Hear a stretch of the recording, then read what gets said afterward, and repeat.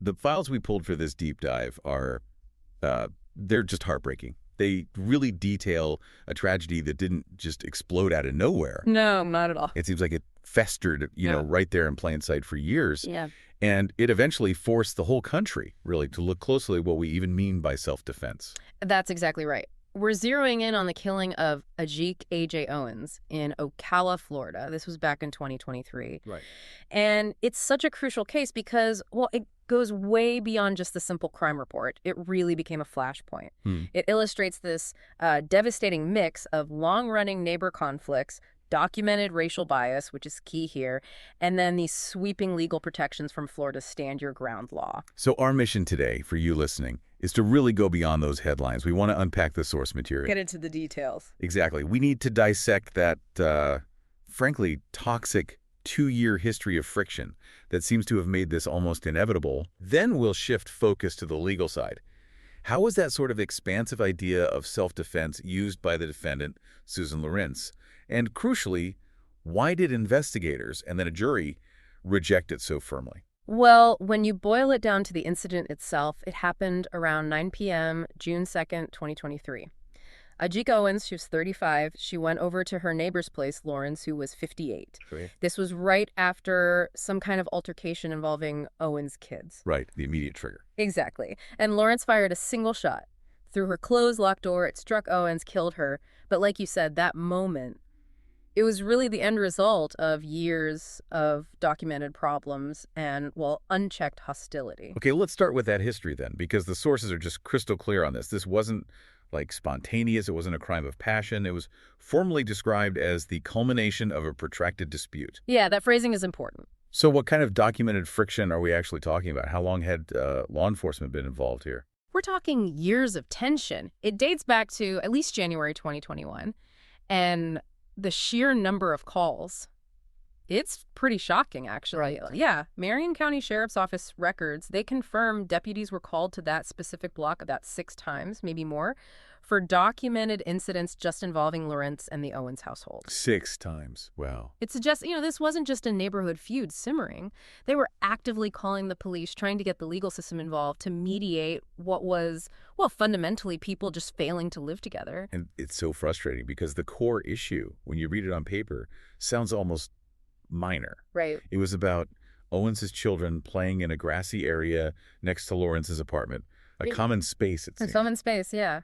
But Lawrence repeatedly claimed it was hers, like her exclusive territory. Her fixation on this little patch of grass, it seems like that was the root of all the toxicity. It really was. The sources indicate Lawrence acted like the kids just being there was some kind of profound violation. One neighbor even told investigators Lawrence was, quote, angry all of the time, specifically about the children playing there, shouting nasty things, making it really clear they weren't wanted. So it wasn't just disapproval, it was active harassment. Oh, absolutely. An unrelenting 2-year campaign, really. Active harassment and intimidation, trying to stop these kids from just, existing in their own neighborhood space. And we absolutely have to talk about the racial element here. Yeah. It's documented, and it really transforms this from just a neighbor dispute. It absolutely does. The source materials, particularly the arrest affidavit, the police records, they contain some really disturbing admissions from Lawrence herself. This is critical context. It informs everything that happens later, legally.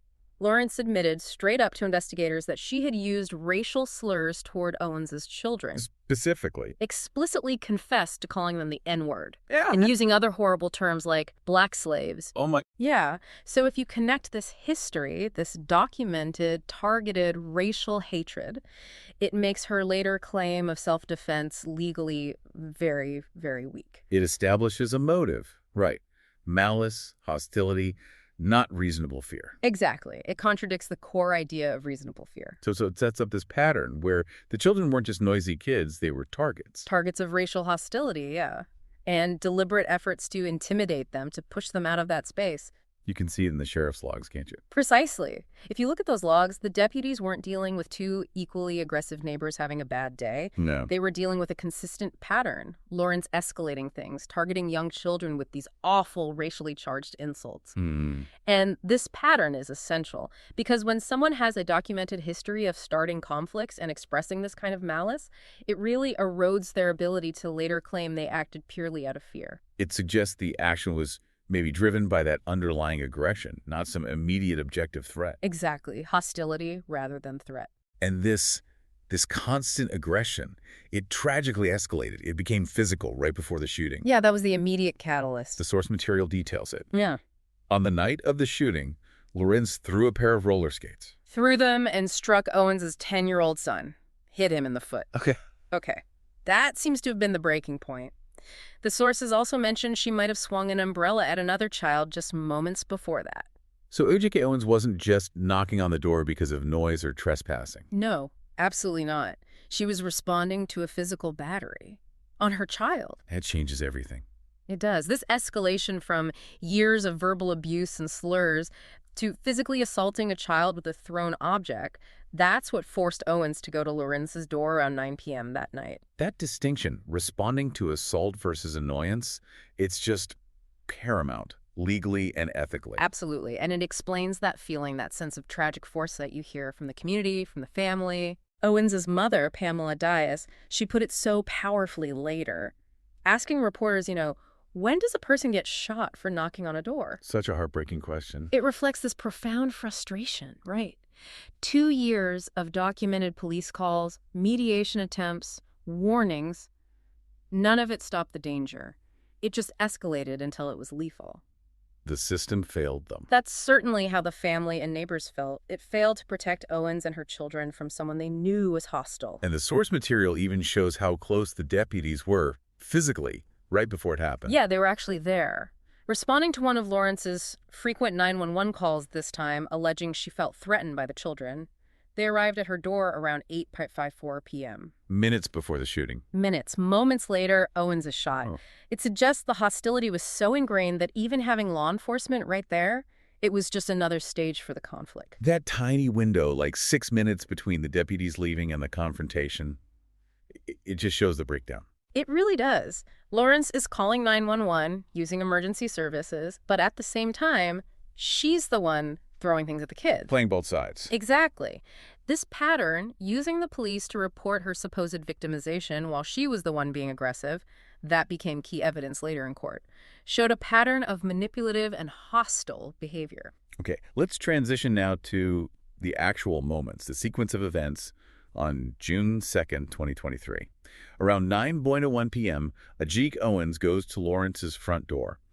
The sources paint a picture of, urgency, confrontation, spurred by that attack on her son. Owens approaches the door. She's knocking, maybe pounding, calling out for Lawrence, clearly wants to confront her about the roller skates. And Lawrence's response? Not to open the door, not to talk. She immediately calls 911, reporting trespassing. Okay. But here's the key thing.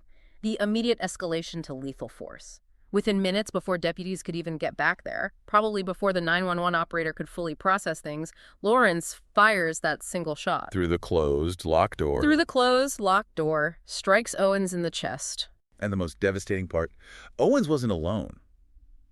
That just ramps up the emotional stakes, the legal stakes, everything. It's foundational. Her 10-year-old son was standing right beside her when she was shot. Oh, God. Neighbors confirmed it. They heard the shot, then immediate screams, and then very clearly a child yelling, "They shot my mama!" Horrifying.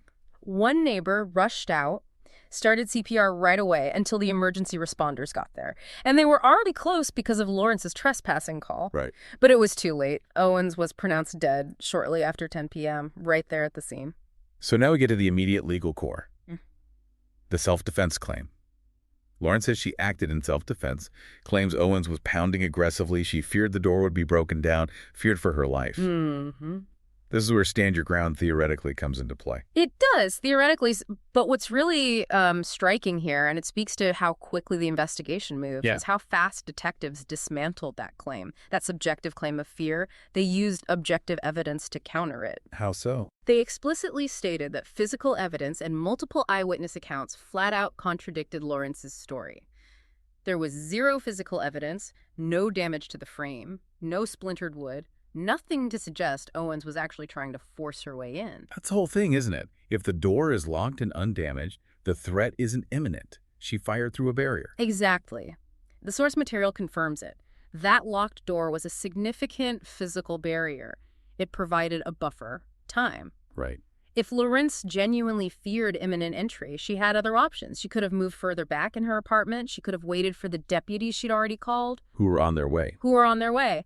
Instead, she chose to fire blindly through that barrier, and that just destroys any claim that she was acting as a last resort to prevent death or great bodily harm. The timing element you mentioned before also seems really critical in undermining her claim. Oh, definitely. Officials confirm she made 2 separate 911 calls that night, just minutes apart. She was calm enough to call 911 before the shooting, reporting trespassing. That timing is just damning. It shows calculation, not pure panic. She's engaging emergency services, showing she had a non-lethal legal option available. Yeah. Yet she chose to use lethal force preemptively while expecting police to arrive. Firing through a closed door, knowing help is supposedly on the way, it removes that critical element of necessity that self-defense requires. Even understand your ground. You don't have to retreat, sure, but the threat still has to be imminent and unavoidable.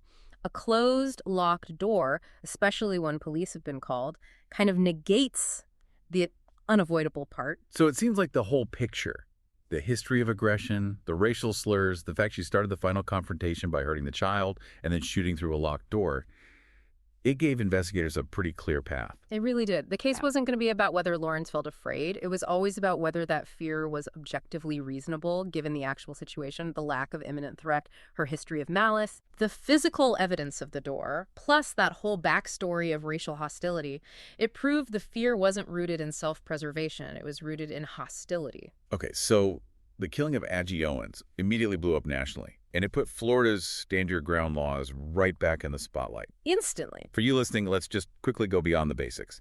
Florida's law lets you use deadly force if you reasonably believe it's needed to stop death or great bodily harm, and you don't have a duty to retreat. Right, that's the core of it. But what did that mean procedurally, like in the immediate aftermath of this specific shooting? This is where it gets really interesting, and maybe a bit different from some other SYG cases. Florida's law, which is basically an expansion of the old Castle Doctrine, it grants a kind of immunity. So typically, if you claim stand your ground, you can get a pretrial immunity hearing.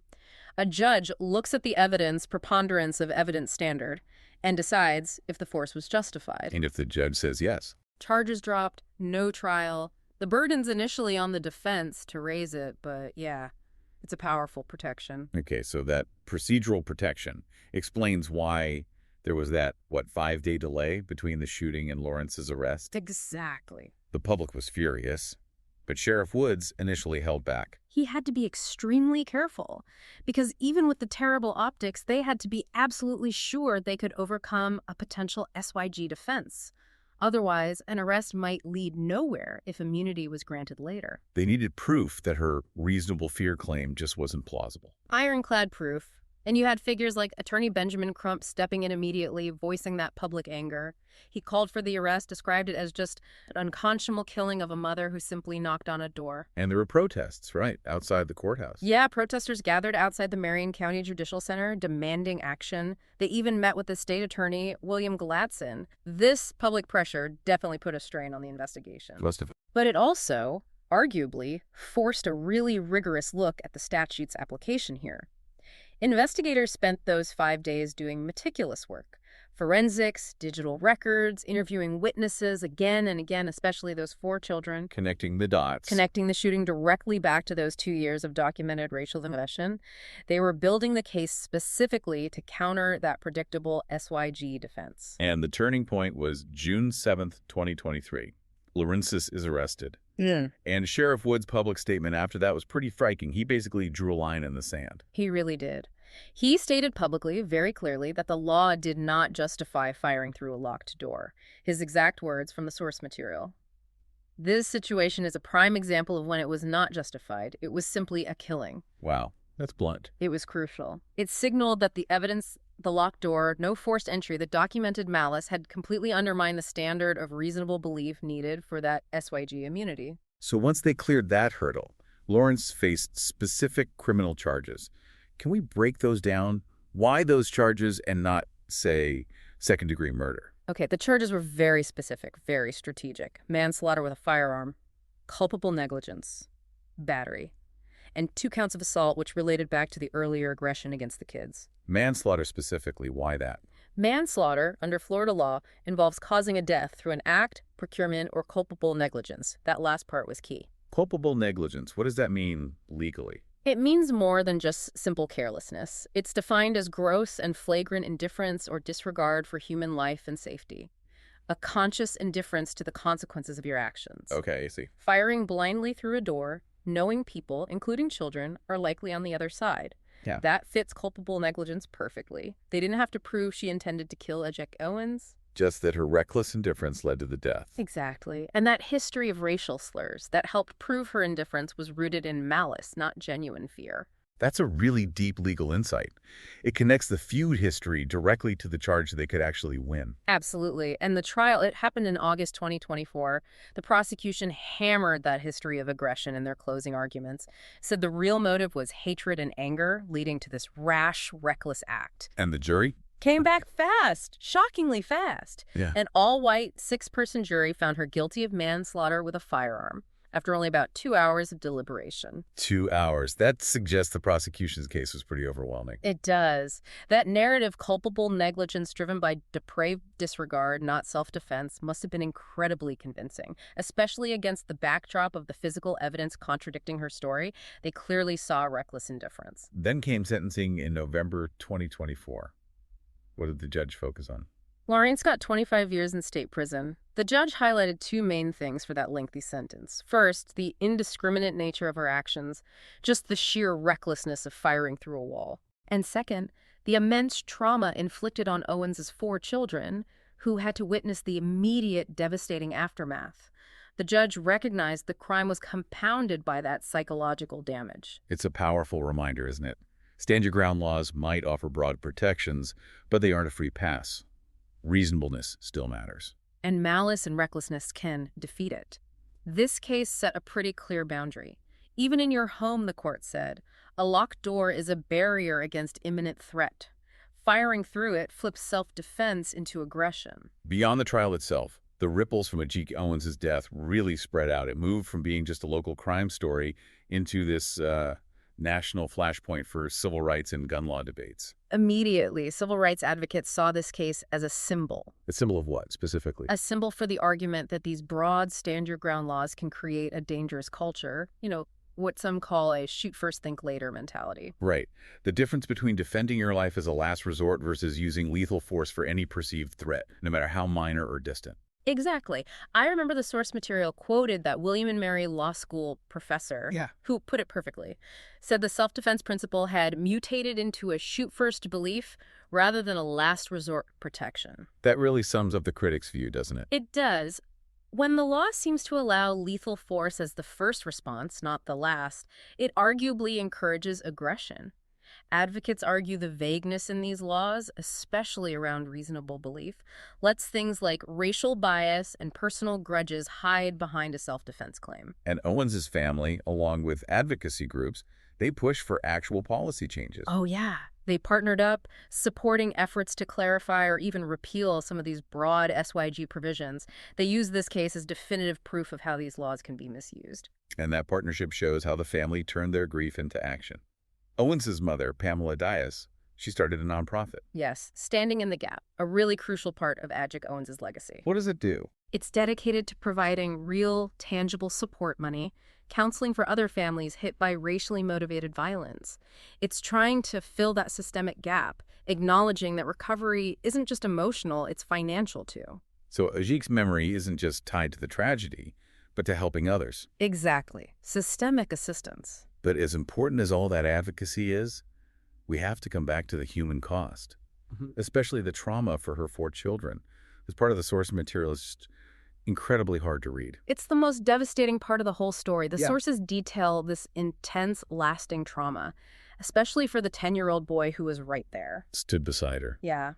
Pamela Dias talked about how that child was just consumed with guilt afterwards because he tried to save his mother, felt he failed. He apparently told his grandmother, Grandma, I couldn't save her. Oh, that's unbearable. That weight on a child. That sense of responsibility, powerlessness, forced on a kid by an adult's reckless violence, it's just a profound, enduring consequence. That kind of emotional weight, combined with the public awareness of the systemic issues and the clear legal verdict, it meant the case really resonated, didn't it? It went beyond the news cycle. Absolutely. It became the subject of a major documentary film in 2025, The Perfect Neighbor. Right, I heard about that. It used a lot of the source material we've been discussing, police body cam footage, firsthand accounts from neighbors, the family, gave this really visceral look at those 2 years of escalating hostility. And it got significant recognition, Sundance Award, right? Yeah, won the Directing Award for U.S. Documentary at Sundance 2025, then debuted on Netflix and hit #1 in the U.S. That shows this huge public appetite to understand not just what happened, but why the system couldn't prevent it. That level of exposure really cemented this case as a landmark, didn't it? In the ongoing national conversations about race, community conflict, self-defense laws. For sure. Aji Goins' story will be a reference point in those debates for years.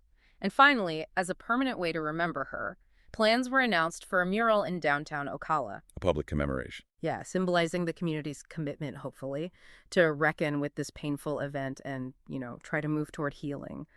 A lasting visible marker right there where it all happened. Wrapping up this deep dive, the source material gives us a pretty clear synthesis, I think.